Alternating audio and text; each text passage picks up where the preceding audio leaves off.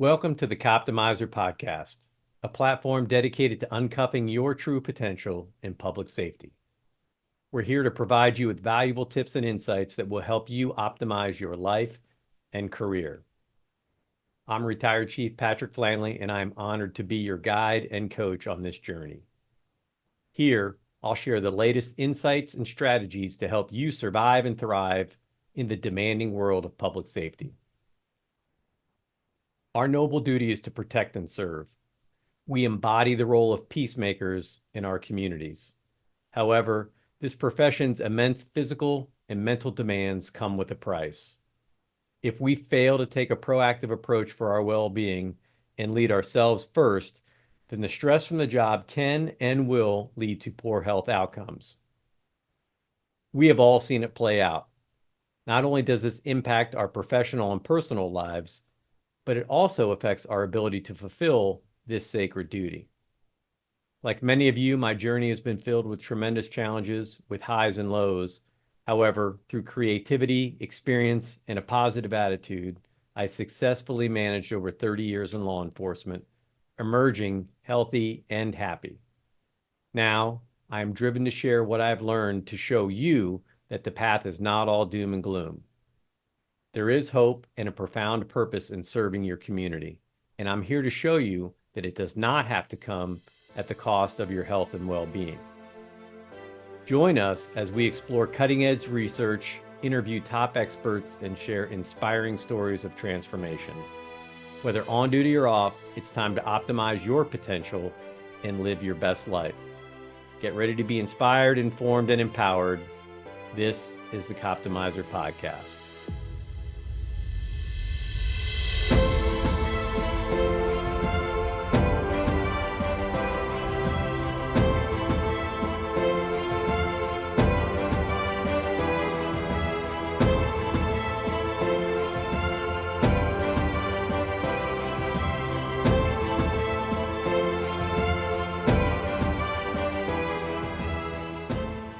Greetings all. Welcome back to another episode of the Coptimizer Podcast.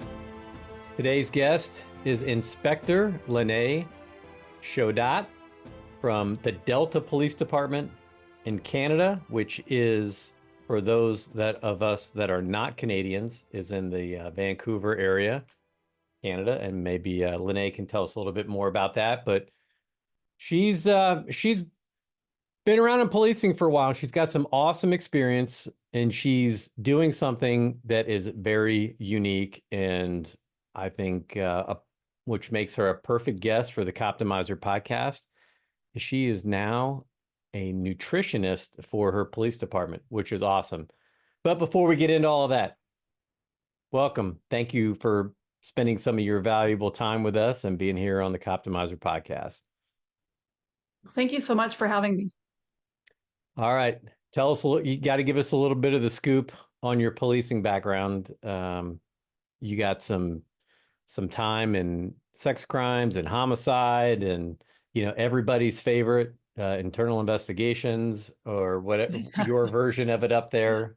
Let's hear it. Yeah, so I'm going into my 26th year of policing. I started out, obviously, like everyone does, out on the road and in patrol. And then about 5 years in, I moved into sex crimes. I was there about 4 years doing child pornography, every type of sex crime offense.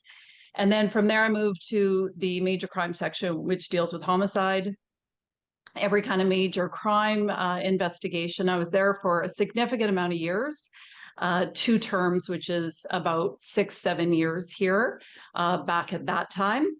And from there, I went into a unsolved homicide unit, which is with the RCMP. So I was seconded there for a bit. And prior to going over there, I was in internal affairs, which is basically what professional standards is up here. And then I went to unsolved homicide, and then I came back from there. And I've pretty much been in misconduct investigations since then.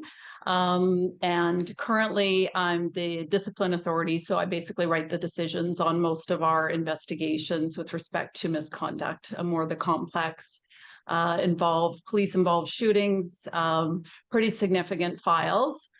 So that's the majority of the work that I do in policing. So as I said, I'm going into my 26th year. So kind of been there, done that, seen it all. Chewed me up, spit me out a few times, like probably everybody. And just seeing the impacts throughout of what policing can do to obviously everybody physically and mentally. So my career, obviously I'm still working full time and I'm an inspector here. And in 2018, I decided to go back to school part-time, as obviously working, and got my 2 nutritional diplomas. So I'm a registered natural nutritional clinical practitioner. And I'm now an in-house nutritionist for the police department because they have a organizational wellness department. And so I'm super excited about that. And obviously that's what led me here today.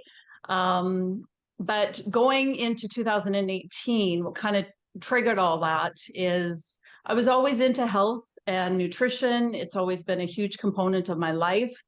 I've seen the effects that it's had on just overall my well-being and around everyone I'm around, my loved ones included. And I ended up having several surgeries, which impacted obviously my body significantly. And in 2017, I had a significant surgery that was pretty life-altering. And after that, nutrition was just, it played such a pivotal role. It really became even more my passion. And so in 2018, when I started my nutritional diploma and studying, I went to the department and basically indicated to them after all my studying, I'd be an in-house nutritionist. I did the proposal to them and they thought it was a fantastic idea. And they supported my studies, which now, 6 years later, I'm done. I've completed it all and super intrigued by just bringing all the topics of nutrition and wellness to the department's members of the department. Well, okay. So before I dive into all that, I want to back up just a little bit because your title is inspector. And for those of us down here in the lower 48, what are some of the differences in rank structure from a Canadian police department to your kind of a typical U.S. department? Because you usually have like a chief or a commissioner, and then you have deputy chiefs, major, you might captains, and it goes down from there. But like NYPD, they're so gigantic. Like they've got their rank structure is vast.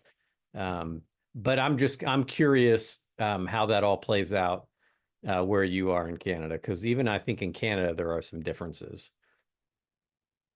Yeah, for sure. There is quite a few ranks. Some departments are a little bit different in the rank structure. Here in Delta, we have basically the constable, which has the different ranks as well. So there's up to 5, like a 1, 2, 3, 4, and 5 class constable rank. What really bumps that is seniority and then obviously your pay. And then from a constable rank, you can go into a sergeant position and then a staff sergeant position and then the inspector position. Here in Delta, we also have superintendents, and then it goes to deputy chief and then chief level. Some departments don't have a superintendent level.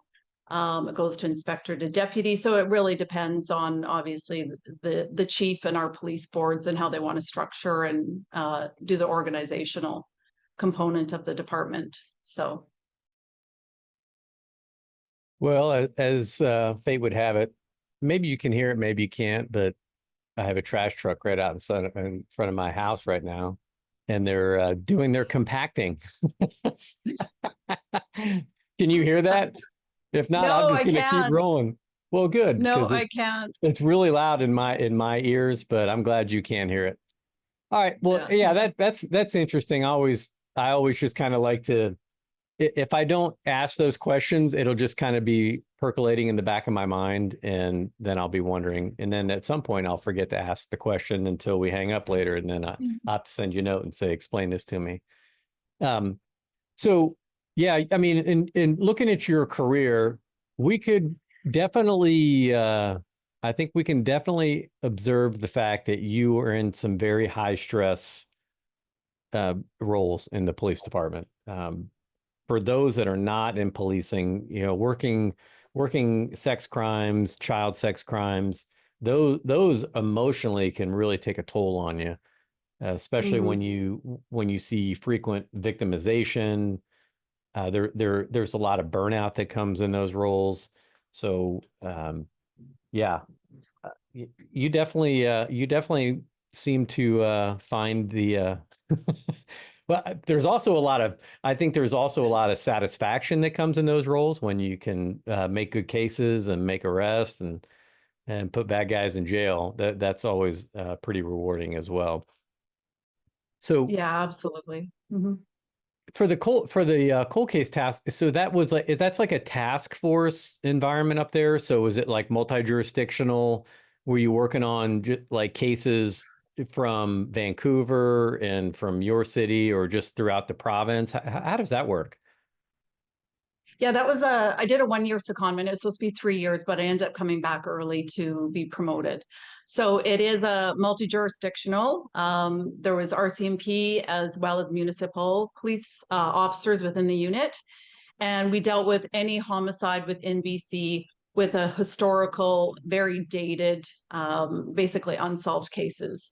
So the one I worked on while I was there, well, one of them was a 1970s case, homicide case.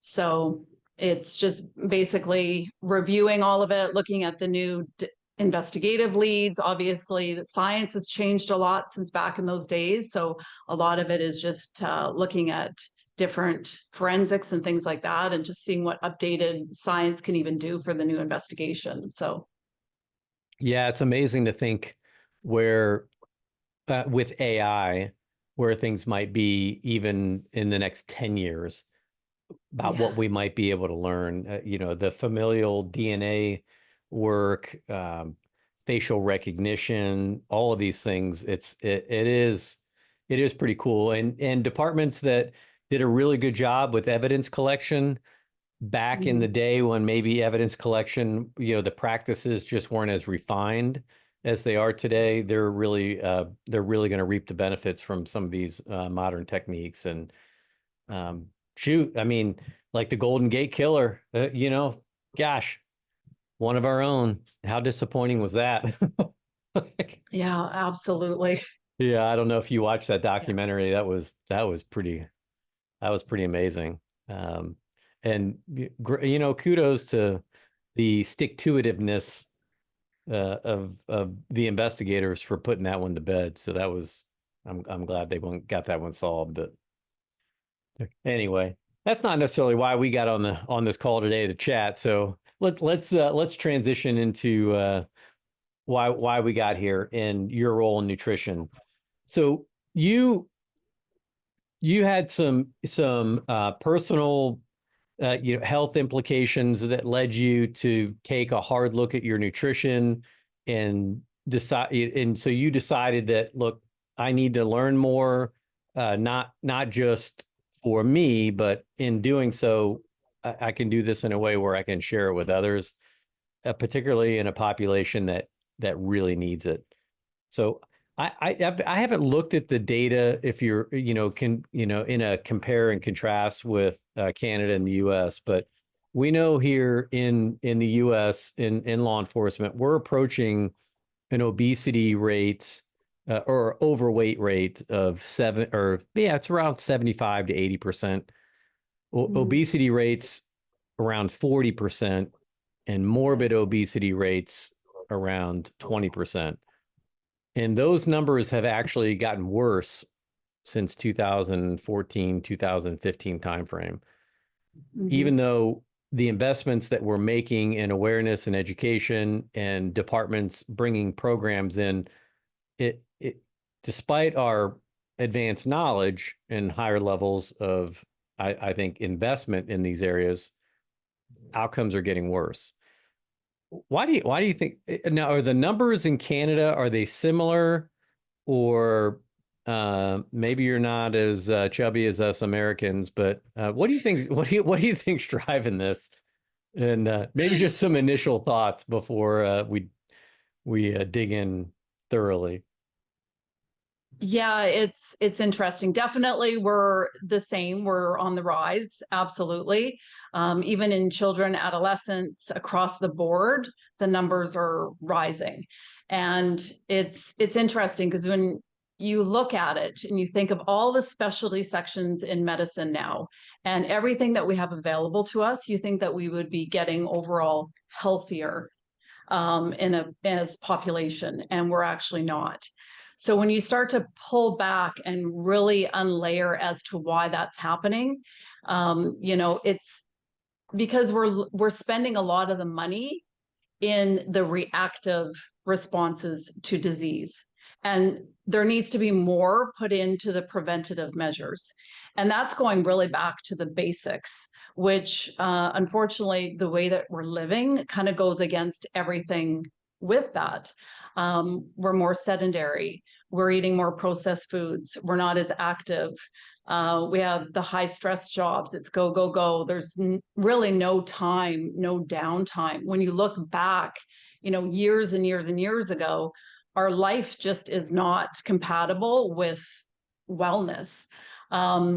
So, when you start to really look at where the money is being pumped into, it's not making us well. So those are my initial thoughts, just on why we're, as a population, just not as healthy as we used to be, despite all the money that's going into medicine and the medical system. But when you really look at the funding of all that, you really start to piece back and question why are we not? And you got to look at the fundamentals of it. That's kind of working a in a dope case. nutshell. Yeah, absolutely. Follow the money. Yeah, follow the money. Yeah. Well, are you familiar with some of the recent chatter that was going on X or Twitter or Facebook, social media in general, about here in the States about boycotting Kellogg's? Have you followed that at all? No, I haven't. So, and I mean, it's germane to the topic today because, and I was just trying, I have to do my own producer work here as I talk and listen to, but so I was trying to find the original thread, but in Canada, or I'm sorry, in Europe, there is strict bans on certain things like red dye number 5 and other chemicals that are prohibited from being in foods, in certain foods. And Kellogg's in particular, in one, the ingredient list for the cereal that's sold in Europe is far different than what's sold in the US. And chemicals that are banned in Europe are allowed in foods in the United States. And I, I don't want to get down into the weeds about, which, red dye, green dye, all those things. I mean, I think for those of us that have been paying attention to what we put in our mouths for a while, it doesn't take any convincing to know that the fewer things on your food label for the things that you're eating, the far better off you're going to be. Anytime you can avoid any unnatural substances or chemicals that are in foods, the better off your health is going to be. Your long-term the toxicity load on your body is going to be reduced. Your immune system can manage it a lot better. So, I mean, to me, this is not a great murder mystery, and I don't need a homicide detective or my own chiefly brain to say, all right, here's what the cause is. What is more, I think, interesting to me is why more people aren't like upset about this or up in arms about this. And I'm just, man, is it just a lack of awareness? Is it a lack of information, or is it just too much trust in big food that if it's on the shelf, it must be safe? And I had an episode a few weeks ago that was published with Gary Taubes, maybe you're familiar with Gary's work, but it was, Mhm. world-class investigative scientific journalist who's telling us that maybe what if the science has been all wrong? And the theme of that discussion and what I wanted to, what I conversed with him about, and kind of maybe I want you to touch on this a little bit because of your background. You're in investigations, homicide, sex crimes, and now you're a nutritionist. But for cops, like when we go to work, we put on that investigator's hat. We solve mysteries. We look for clues. We're very discerning about, at least I hope we are, right? In what we do. We're precise in our decisions and in our actions. We're looking for the facts. And yet it seems outside of that, like cops just acquiesce and just hand over all their individual responsibility and personal accountability when it comes to what they put in their mouth. And and sometimes almost seem to get offended if you tell them, hey man, you probably shouldn't eat that donut. Not just because people are going to make fun of you because you're a cop eating a donut, but if you look at the toxicity load in one donut, you might rethink ever putting one of those in your mouth again. And that's a Mhm. long setup. That's a long setup. But why can't we as cops put on our investigator's hat and eat healthy and be a little bit more healthy? What do you think's holding us back? That's a big question. I have a few different thoughts on that. I'm not trying to I ambush you here. I'm just, no, I every once in a while I see. get down this path and I'm just like, I don't get it. What the hell? Yeah, there's a lot of, I gotta say, there's a lot of members that are doing a phenomenal job and they're, trying to stay fit and they're trying to stay healthy and they're doing everything they can in terms of like physical fitness and what they're eating and meal prepping and, eating their protein and trying to eat clean. I would say on the other side of that is the job.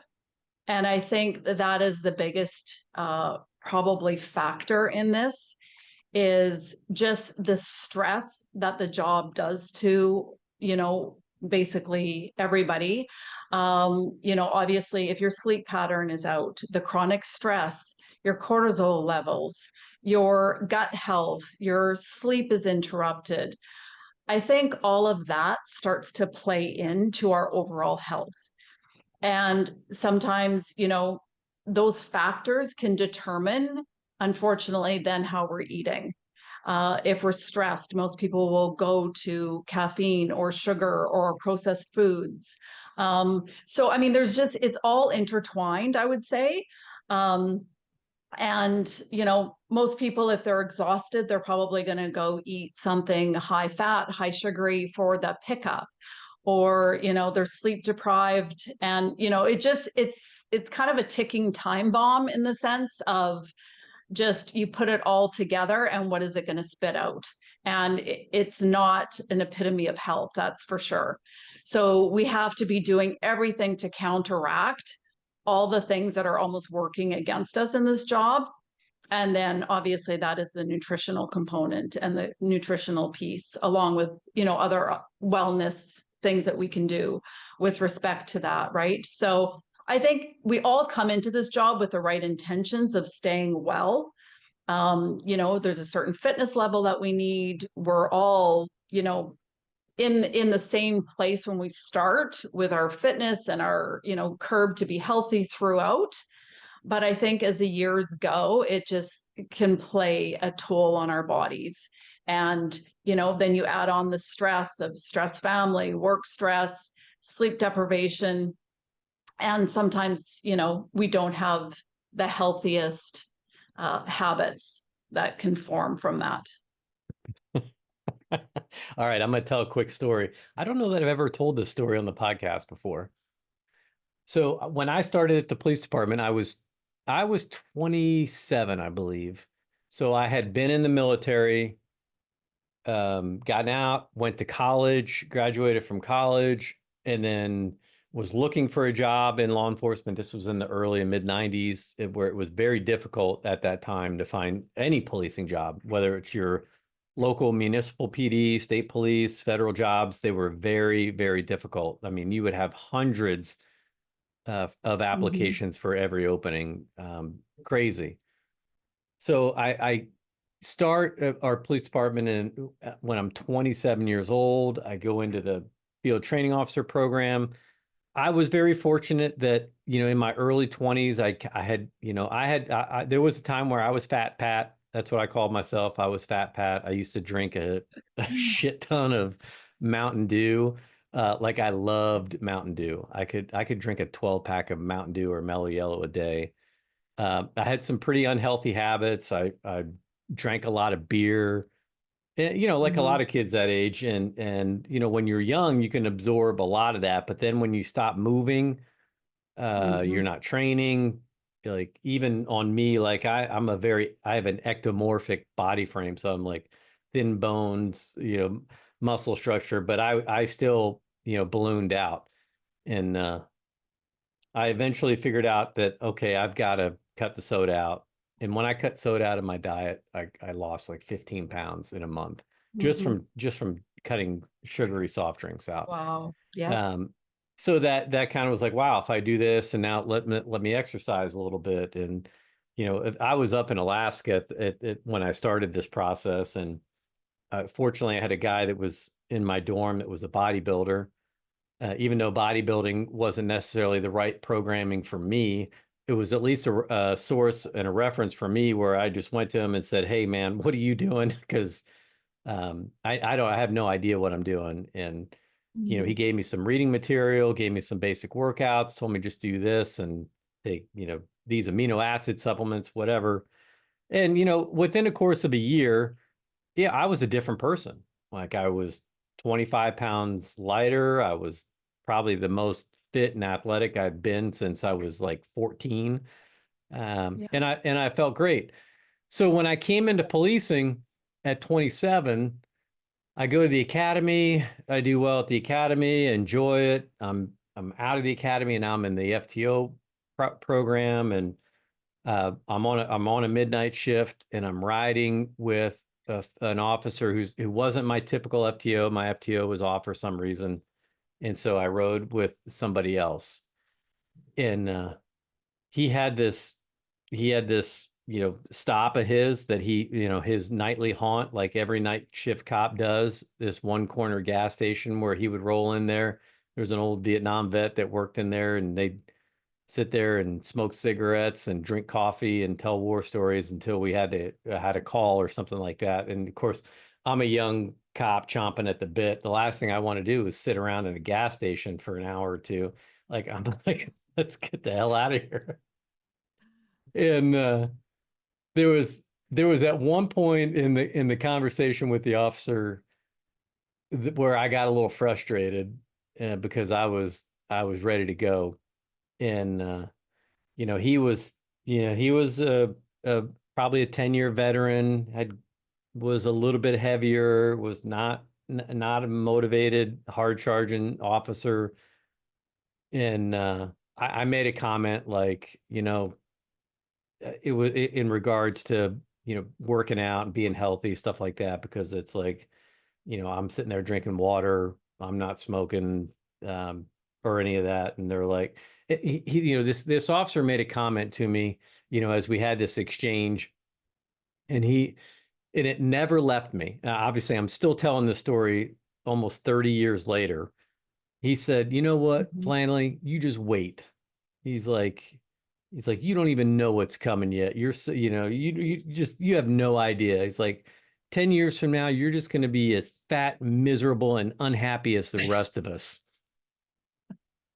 And And that's he what you have to look forward to, hey? yeah, and he Yeah. was dead serious. Like, and to this Mhm. day, I don't necessarily know that he meant that to be like a valuable life lesson for me, but I remember looking right at him and saying, "Nope, I will never be like you." And I walked Yeah. outside, and I was like, "I'm not sitting in here." And I don't think we Mhm. really talked much after that. Yeah. I had to ride with him the rest of the night, but that never left me. And he was probably just frustrated in the moment, not trying to be insulting or anything like that. But if I could encapsulate the challenges of police officers into one interaction that I had with a fellow officer, that might be it.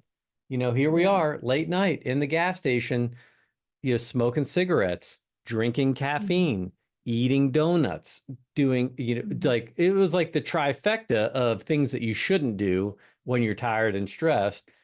And then on top of that, you're talking with somebody that is going to commiserate with you about society and share negative stories. And so you get into this doom loop and it just sucks you in and it pulls you down. And so, yeah, I get it. I get it when young officers, like, man, it's like first 2 or 3 years, they're so excited, so passionate about what they're doing. And then someday you run into them, it's just like, man, what happened? Like where did that officer go that I remember from 3 or 4 years ago that couldn't wait to do this? Like that was like the rest of us, like I can't believe I get paid to go out and do this. This is like the most fun on planet Earth. Like I loved it. And then that negativity can really take a hold. And so I know it's kind of a long little segue, but yeah, I think that story encompasses everything that's wrong or can be wrong about the profession and why it's so important that we do everything that we can to fight against it. And so when I saw your story, like in a police officer that is a nutritionist that's working in-house, I'm like, boom, this is freaking fantastic. Like what a great idea. What a great initiative. Kudos to you for taking the initiative. Kudos to your police department for being forward thinking and doing this. And I know there's a lot of great stuff that's happening now, but I'm just kind of curious, like I want to dive in. Feel free to comment on the story or whatever, but I kind of want to dive in, like in the role. What is your role as an in-house nutritionist? What's your day look like? And, how can we teach other departments and maybe other officers that are interested in doing what you're doing? Maybe how, here's the path that you took and that they can learn from and build on this. Yeah, there's a few things. I just wanted to touch on, everyone's wellness journey is a little bit different in policing, like obviously in terms of like your story and the late gentleman's story that you're talking about, and everyone's wellness journey is so different. I was always into health and nutrition before getting into policing, so it's kind of like come along with me through my career, which has been pivotal to keep me, I would say, as well as I've been able to be in this profession. And luckily I had that coming into policing because that was, kind of my background beforehand. I taught aerobics and I was into nutrition. When I talk about that incident in 2017, where I had the medical incident, I actually had the doctor say to me, if you weren't as in good of shape or as well as you had been, you probably wouldn't be here. So that is really where it hit home. I always knew nutrition was important, but I was so thankful that I had kept up with just my health and my nutrition because, obviously it was pivotal in that moment. And obviously building back my body, it was significant. So when I took on the role of studying and, bringing it into the police department, my whole thought was, if I had not done what I'd been doing with my health and my wellness, where would have I been at? And when you start to look at, as police officers, we're trained in everything across the board. We equip our members so well when they head out onto the road with every tactical situation, use of force, legal training, everything you can imagine with respect to forensics and how to talk to somebody and how to deal with a confrontation, and just it goes on and on. But there's very little conversation about what this job is significantly going to do to your wellness, to your mental and physical health.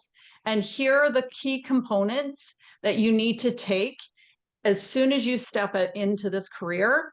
Start from when you start the career, because you'll so be better off at the end. And when you look at those things and what could be incorporated, that's where I get excited in terms of educating the members even just more starting out, because you're right when you say, you see these members so excited 2-3 years later, night shifts have taken a toll, their stress management's taken a toll. People are going to doctors and seeing elevated cortisol levels or hormone changes, cholesterol changes, and no one's really saying like why, and let's stop and put some things into place. So I have to give kudos, obviously, to our department. They're very forward thinking with respect to the wellness. Corporate executive wellness, it's a hot topic right now. I think it's pivotal, bringing it into any organization. And I think it's the right thing to do. If you are employing somebody with risks, they should know those risks. And how can those risks be outweighed? And that's providing them with the information about how to go about that. So my in-house nutritional component here, I'm obviously still doing my full-time duties as an inspector with professional standards, internal affairs. So I'm basically doing all the nutritional component that's attached to the wellness committee. So what that's going to look like so far is it's going to be basically monthly nutritional columns. Anybody can obviously reach out to me anytime. We're going to start tracking hours to see what that looks like and how much need it is for members. Obviously, people can contact me to do one-on-one outside of work. We're going to do lunch and learns. We're going to do obviously like mini podcasts and video clips, just like, if you're out on the road and there's just like quick little segments type of thing. And then I have a nutritional column, like I mentioned, but I'm going to be inputting that. So members have almost an ongoing program that they can always be tapping into. And so members have already indicated what kind of topics they want me to speak on. And I have a laundry list already, like it's at pages. So we're just going to be going down with respect to shift work and nutrition, cortisone levels in nutrition, stress management, mental health, depression and anxiety, and just the whole nutrition and how it plays a role in across the board on any of the segments. So I'm basically here for the membership and the civilians, even family members of staff obviously go through stress as well. What's great is all the newsletters, the downloads, whatever, they can all be downloaded and shared with whoever and however that looks.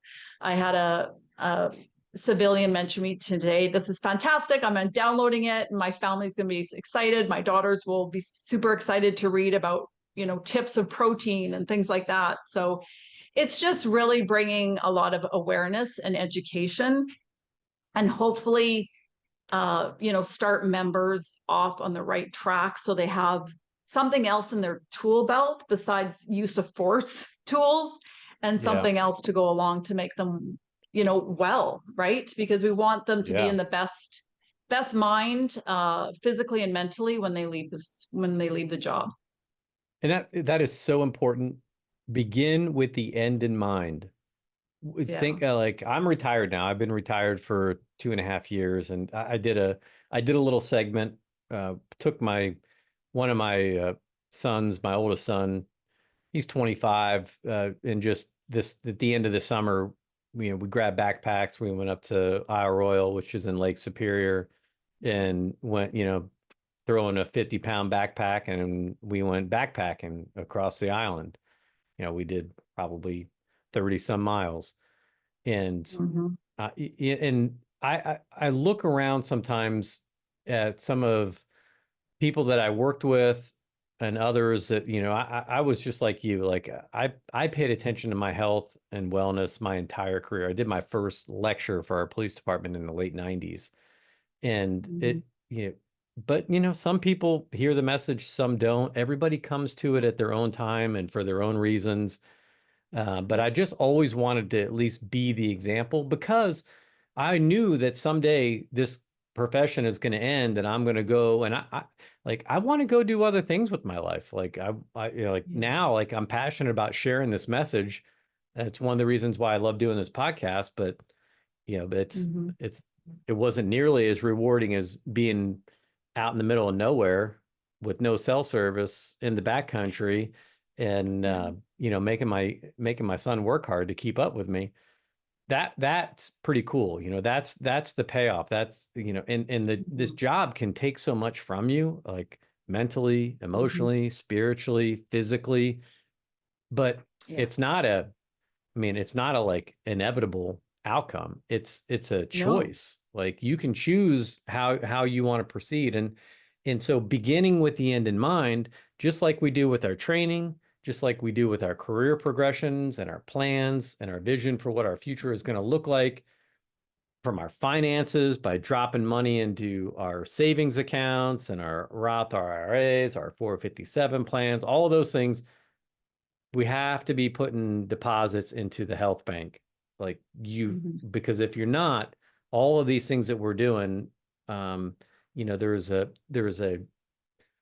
exponential risk on not being able to take advantage of life in retirement. So we want to hire healthy, retire healthy, bankrupt our pension fund, maximize that time in between. And I can't say that enough. And so you're currently, like right now, like the way your role is set up, like people can hit you up. I think you told me when we jumped on the pre-call, you're doing things like a wellness newsletter, lunch and learns, in addition to these consultations. So, and I know we've kind of touched on it, but when we're talking about an impact on health and wellness, like how important do you think it is to have these preventative care programs in place that are not only like organizationally provided, but even like a peer-to-peer, in a peer-to-peer environment? I'm so passionate about having organizational wellness and executive wellness. I actually think it's almost negligent of organizations not doing it. We're at a point where we know well enough that there's no really reason why any corporation doesn't have a wellness program. There's just so many benefits to it. So, that in terms of I would say, like, going back to your point, everyone comes into wellness at a different place. Some of it is a preventative measure. Sometimes people are reacting once they find out that they are precursors, or they have already a chronic illness, or, something showing up in their blood work or what have you. But you're right in the sense that we do have control of that. We can change a lot of the dynamics and our physical, well-being through nutrition and wellness, and steps that we can take. So in terms of the organizational wellness, it's great because you could hit so many people in, a shorter period of time, and you're really dropping nuggets of wellness, and it's there if people want it. The one-on-one consultations is, I'm seeing those are very different because people are already at a state where they know that they need to make improvements, and they're usually coming to me where something has already happened. They're at a place where they know they need to make the changes, and they're motivated to make the changes, and they need somebody to really help them along, keeping them accountable. And that's where the one-on-one is very different. The two structures are really night and day, in terms of just what it even looks like. One-on-one, I'll be doing nutritional plans, follow-ups, really dependent, personalized for that individual. And then the corporate wellness will be like general information that literally everybody can take and learn from. And so, yeah, it's very different. And I'm kind of in both streams right now. Obviously very passionate about the executive wellness, just because when I started, there was absolutely nothing. Like, shut up, put up, figure it out on your own. Yep. Don't really care about your health, just go do the job, right? Which that just doesn't cut it anymore. And people are looking for, the younger people are looking for more, right, from organizations with respect to that. So, I think it's a good time to have these conversations, and we're hitting the mark with building like the wellness programs up in corporations now. So it's good. Yeah, I agree. organizations, like the bodies are not flying into the police departments, right? I mean, maybe there are a few departments around that are having a problem with too many applications. If you're Mhm. one of those agencies, please send me a note, DM me. I got to get you on the Mhm. show and figure out what you're doing. Um, yeah, I'm Yeah. not aware of any that are happy with the number of applications. Sure, we're getting Mhm. by, but Yeah. it is a struggle, and investing in your people really needs to be a priority because Absolutely. there's no one else Mhm. coming to save us, right? I mean, it really is going to be up to us, and Mhm. it's just the right thing to do. Like it's just the Yeah. right thing to do, and for leaders that are out there that are saying it's I don't have the budget for it, uh, hooey patooey is what my dad would say. Mhm. That's a Yeah, and You that can doesn't find the money. fly either. Yeah. Yeah. You can find the money. The resources are there. You may not be able to, you can't let great be the enemy of good. You can't wait to start the perfect wellness program. You just got to get going. And you have to start with these initiatives. You got to just keep casting, see what works, see what doesn't work. Um, Yeah. and then, but there is a flip side to that coin as well. And this goes back to that abdication of personal responsibility and accountability. A lot of times when people get stuck in that doom loop and that negativity Mhm. is taken root, they're waiting for someone else to come do something for them, like, and to pull them out. And, hopefully they have a partner that's going to be honest with them. It's going to be candid with them and say, hey, look, Sally, you've gained 30 pounds in the last 2 years. What's going on? Is there something I can do to help? But you're heading down a tough path. So why don't you go visit Mhm. EAP? Why don't you go see the fitness trainer for the department? Having somebody there, but just because the department may not give the resources that you think that they should, and that we all think that they probably should be, you can't use that as an Mhm. excuse not to do anything, right? Because you can't be like, Absolutely. well, I'll show you, I'll go gain another Mhm. 10 pounds, like, well, that's Yeah. just going to take years from your life. It's going to pull away from the quality of your life. And, you know, try to be the light that's the example to others. Anyway, It so it absolutely is hard. I mean, change is hard. I've worked yeah, with a lot of clients, and they all know it. I think we all know yeah, what health looks like and wellness. But it is hard. Absolutely. I mean, that's why, a lot of the coaching I do is with respect to behavior and mindset changes, right? Because it is so hard to make any change. So everyone has the right intentions, I think. It's just whether they can actually pivot it and, make significant steps in terms of changing it. So I have a saying that build a body that can withstand impact. nice. I love it. And I think when people think like withstand impact as cops, obviously we're thinking impact like Like force. like we're gonna get shot. Um, but to me, I look at it as build a body that will withstand significant life stress, physical illness, whatever it is. So you want to make sure, put yourself in a positive, like a plus 10 rather than a negative 10, so that when stress hits or a physical ailment hits, you're not already like in the reserves, you're in the positives. So I look at it as always that, like, build your body the best possible way it can be, because it will handle stress better. It will handle, even a cold better, or some significant physical or mental situation. So it's kind of my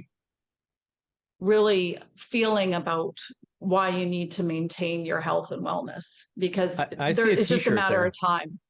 There's a Yeah, t-shirt for your department in the future, like build for impact. I like it. yeah, yeah. I like it. It reminds me of a quote from Mark Ripito, who was he was in the early OG days of CrossFit. He was one of the most quoted trainers, and Pretty hard charger. But he had a quote. It was, "Strong people are harder to kill than weak people, and more useful in general." So, I love it. And and I just mentioned this. I was in another episode with another young guy, and and if that doesn't motivate you enough, right? Yeah. My other favorite T-shirt quote was, "When the aliens come, they're going to eat the weak first, so be strong." So, Whatever motivates you, right? yeah, whatever. Yeah, Yeah. it's all good stuff. Um, well, going back to your organization, and then maybe even like the municipality, everything is a little bit different regardless of where you go. So there's always going to be challenges to implementing wellness Mhm. programs. It could be a lack of healthcare coverage for nutrition services, could be cultural, logistical barriers, Mhm. outside and within the police department. And then sometimes it might even just boil down to, how do you leverage the resources that you do have? What are some of the creative approaches that you can take to build buy-in among their officers? So, I mean, have in those terms, like, uh, you obviously have good organizational support from an insurance Mhm. perspective, and now, even as, I guess, you have the academic credentials to go with it. But do you have the possibility for having some of these services like insurance covered, or, overall, I guess, just how is that working out for you? And what lessons do you have for that you might be able to share there? Yeah, so I'm a clinical practitioner of nutrition, so I do have a registration number. So the different credentials and certifications are a bit different depending on your schooling. I'm specifically registered, so I have a billing number, so I actually can charge back to our extended coverage. In Delta, we don't have extended coverage for nutritionists right now, but I know our association is working on that. So that's super excited that hopefully that will come with next bargaining. I do know that it comes down to the employer asking for it, and obviously the associations. I do know some police departments and some of my clients have already billed for my services and have been, obviously have come back with positive results because their employer and benefit package actually includes a nutritionist. So it really depends on, I think, your association and the bargaining and so forth. So that's definitely in the works for our department, and hopefully we can see that here in the next year after bargaining takes place. So it's dependent on, I think the push too from the membership and the people behind requesting that in the lease to have, and that would provide the one-on-one, obviously. In terms of the wellness and corporate wellness, I would say if there's anybody, even in the organization, and there isn't a wellness program that just has even a keen interest in it, it doesn't have to be big. It can start very small. It could start with just a newsletter or an email, or, just a few people coming together and bringing in a few initiatives. It doesn't need to be grand scale, right? And even funding for that matter. There's just so much information out there right now. There's a lot that could be implemented with such little cost if somebody wanted to take it on in an organization and had support to do that, right? So Yeah. yeah. So if you, like, let's just say, you get the magic wand, you get Lynae's vision for the future, what your wellness program is going to look like and how you're going to expand it and build. What would you do? Like, I mean, what are some of your grand visions for what you're doing, and where you'd like to see this evolve to or into? For the organization or for myself? Both. Yeah. Think big. Yeah. No holds Yeah. barred Well, here. Let's dream big. yeah. Well, for myself, obviously, I have a couple of years still left in policing. So while I'm still here, obviously, I want to build this up as best as it can be before I leave. And have everything, accomplished and really established before I go. And somebody can maintain it, or I will continue it on when I leave here. Personally, I'm working on my nutritional business outside of policing, and I'm wanting to go into corporate executive wellness, potentially start a podcast. All right. I'm working with, I have some other things going on with a company in Canada where I'm hopefully being able to bring biomarker testing to my clients. Working with just some other companies right now. That's going to be highlighting me in 2025 through several publications and things like that. So I'm hoping all of that will, drive a lot of awareness to just the nutritional component and the preventative piece of disease. At the end of the day, I just want as everyone to be as healthy as possible. So for myself, that's kind of my image and kind of my, when I look into the future, that's where I'd like to see it.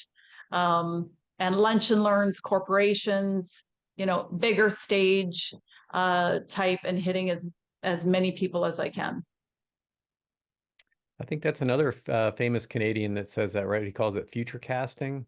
Isn't that Jordan Peterson? Maybe it's something, maybe the concept is similar, but that's cool. In the US, there's like 18,000 police departments. Most of them are, 80% of those 50 or less officers. I think probably even 20 or less. I think 50 is even a pretty big police department in the US. And budgets and resources can be very strained in those smaller agencies. And one of the challenges that we have now is because of this recruitment and retention issue, like nobody wants to collaborate, I should say, not corroborate. Sorry, that's the cop coming out of me. On some of the, I shouldn't say nobody. We've hit this weird period where people love to work cases together and they'll share information like that. But then when it comes down to this, like, hey, we're going to, share resources in terms of what our agency can do and provide and expose officers, like they're almost afraid, like, oh my gosh, if my officer goes and works with them for a while, they're going to see how much better they have it over there and they're going to leave and then we're going to lose somebody. So, when it comes to wellness, what I really, for people that are in small departments, like really small departments, don't hesitate to reach out to people like Lynae or me or others, because we can give you really basic tips and ideas and strategies on how to build with you don't need anything. The only thing you need is the will and the desire to start down a better path. And once you have that and you make that decision, then you can start making improvement. But I would say it's great to share resources when you can, because that's also going to make the professional work better. When people, when they know they can trust each other, when everyone's got each other's back, regardless of, what the patch on their shoulder is. I think we'll start to see an improvement in our health and wellness and our longevity overall. And I know we've already been going like an hour and I've got like another 5 hours worth of questions. So we only have 30 minutes. I'm not going to keep here for 5 hours. Don't panic, or don't hang up on me either. So let's think about broader implications and takeaways for law enforcement. So, and I want you to maybe think about a couple things and then touch on these. And I'm going to throw a lot at you, so don't hesitate to tell me to repeat the question, please. It's like I got you on the stand. The significance of leadership in promoting wellness. Like, what does that mean? How important is that? Learning the successful initiatives and best practices that you've developed on your own, or that others have developed that you can implement. Not being afraid to do what someone else has done. Because I also think the egos get in our way a lot in policing. Like, we want to say we were the ones that started this program and this is unique to us. Someone else is already doing this that works. So I'm not going to do that. I'm going to do something else. And then maybe some key insights for agencies that are looking to do, let's just say, like what you're doing. Want to have a clinical nutritionists come in and work with my officers. So touching on those, we'll go back. Leadership and promoting wellness. How important is it? I think it's critical, obviously. If your leadership is not basically playing into the whole wellness, like anything, it trickles down, right? So the message needs to come from the leaders. I know our police department is quite a junior police department coming up. And so they need to have, just like you when you're telling that story, you need to have leaders that are walking and talking the walk, right? So it's like you need that buy-in, but not only the buy-in, you see that they're living that lifestyle as well. So I know when we first met, you were saying that you were running with your members on the job. Like that is leadership. That is you getting out there and, basically showing what you need to do and that you're behind the whole wellness thing. So I think it's critical. Obviously, just throwing money at an organizational wellness, great, that's fantastic. But the messaging is very, very important, obviously, and that it truly comes from the leaders. And again, the leaders don't have to be the chief or the deputy chief. It can be anybody in your group, whoever decides to be that leadership amongst you, right? So that piece, I would say that's, the most important piece. It can be anybody in your group that wants to leadership the wellness. So it's super important because you could have a group of 10 and even one in the 10 could start promoting it, right? And make an impact. Yeah. And I'll just give a couple examples. Like you mentioned one, and here's a quick question for you. Do you guys have a mandatory physical fitness standard that you have to test on every year? No. Okay. In Canada, how is it legally defensible to have a job qualifying physical fitness standard? Do you know? So once you need to pass the POPAT, once before you graduate. Yeah. And then after you are done graduating, there is no more physical fitness test. Isn't that crazy? Same way here. It is crazy. Yeah. Less than 2% of police departments have mandatory physical fitness standards. And look, it's the last thing that anybody wants to do right now because you're already understaffed and stressed out. People don't want to lose people because they can't do enough push-ups or run fast enough. For sure. But that's a big caveat here. Would you rather lose them to a heart attack or some sort of negative health outcome because they're not being physically active, or losing, or worse yet, losing a fight on the street? There are implications far worse than just being out of shape. So you got to remember the why behind why are there physical fitness standards. When you took the job, nobody argues that I shouldn't be able to be in decent physical condition to have the job. Well, maybe absolutely. They do. Yeah, sorry, my camera keeps doing funny things on me. So yeah, with that in mind, like one of the things, again, when there was like concerns, when I took over as chief, I owned I owned a CrossFit gym, and everybody thought I was going to make everyone become CrossFit athletes and SWAT officers, and that, it just wasn't the case. But I did want to provide the resources where that, if they wanted to exercise, that they could. And what I just started with was like, hey, look, twice a year on our training days, we're going to do the exit standards for the Academy Physical Fitness Test. You're not going to be graded on it, but you do have to participate, and then it's up to you. And it was interesting because, and I've told this story a few times, but for others that maybe haven't heard it before, like for the most part, everyone was fine with it. They look forward to doing it, but there was, there's always that group that, you can't make me do this. This is BS. You just want, like the negativity kicks in. So, you know, the way our training days worked, we did them on Tuesdays and Thursdays, 4-hour blocks. So I went out in the Tuesday morning session and ran the fitness test with them. And then I came back in the afternoon on Tuesday afternoon. I ran the fitness test with them. And then I did the same thing on Thursday. So you know, there wasn't anyone that was going to say, hey, you know, he's telling us to do this, but he's not doing it himself. So I did that. And for the most part, you know, we had some funny stories. I think they're funny. You know, especially in hindsight, but I had one guy the first time he was walking around the track was smoking cigarettes as he walked around the track. And I think he was like, I'm going to show him.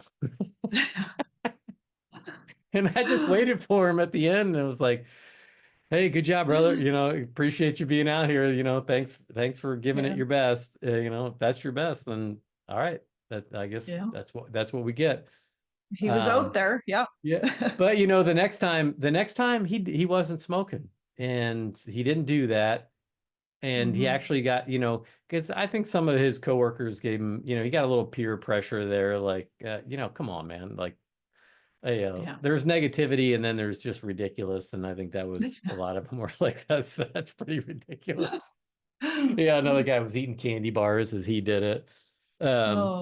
But you know, you win some, you lose some. Yeah, but you know, in a couple of years, everybody just knew it's just part of what we were doing, and yeah, I mean, the enthusiasm grew. People got competitive with it. It was kind of fun, and you know, and then we, you know, even for some of the people that didn't like to participate in that, I just told them, I'm like, look, you know, I don't care what we do. We're going to do something.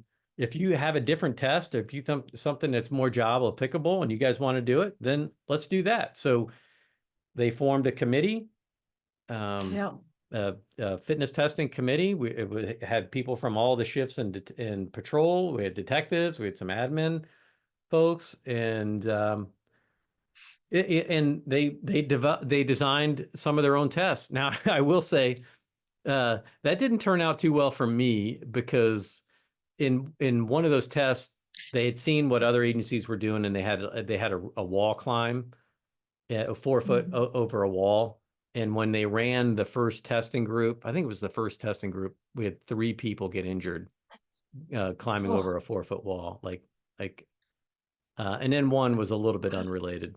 So yeah, I mean, again, for administrators, you can't be discouraged by this either. So I don't say this as like, hey, don't do physical fitness testing because people might get hurt. It's like, well, that's like asking them not to go out and get in fights on the street because they might get hurt, right? You just doesn't work that way. So yeah, always keep in mind that there are implications like that. And if you're a hard charger and you're wanting to go to your chief, you've got some great ideas about some great testing that you can do that you think is really good. You know, also just, you know, brace yourself for maybe getting some questions that come back, looking for data and anything, because there are other components to this that administrators sometimes have to concern themselves with that others don't. But I loved it. For sure. Yeah, I love that time. Again, even in the gym, because, you know, as a chief, you always think like, hey, I'm going to get out, I'm going to do ride-alongs.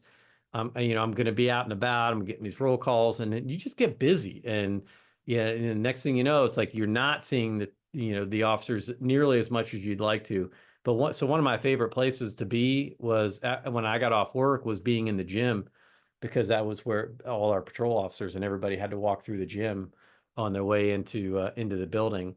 So, and I got to work out with a lot of officers, and that was kind of my time to catch up and build some relationships with people that I just, quite frankly, was never going to see. So absolutely, there's a lot of positives there. But all right, that's enough rambling on my part.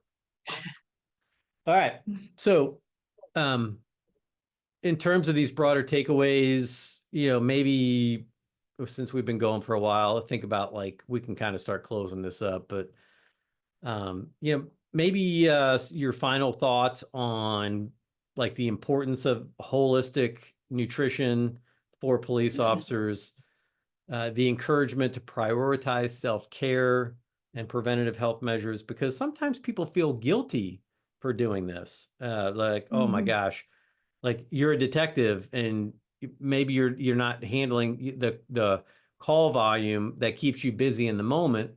Now, your cases never go away, right? They come home with you and they're in your head at night when you're sleeping, and they're there in the morning when you wake up. But, sometimes different jobs within the agency provide different opportunities. Some, it's easy to work out on duty.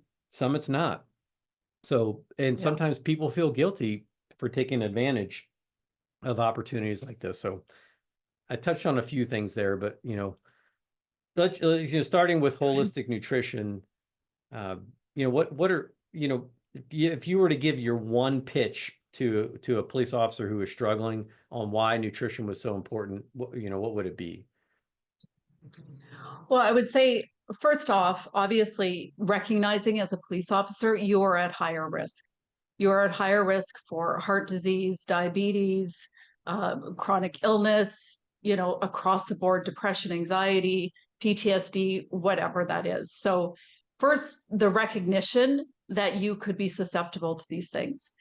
And then basically thinking about what you can do to counteract that. So in terms of the holistic portion, not only the nutritional piece, but obviously what goes into that is your mindfulness, your sleeping, your physical activity, and then your nutritional piece.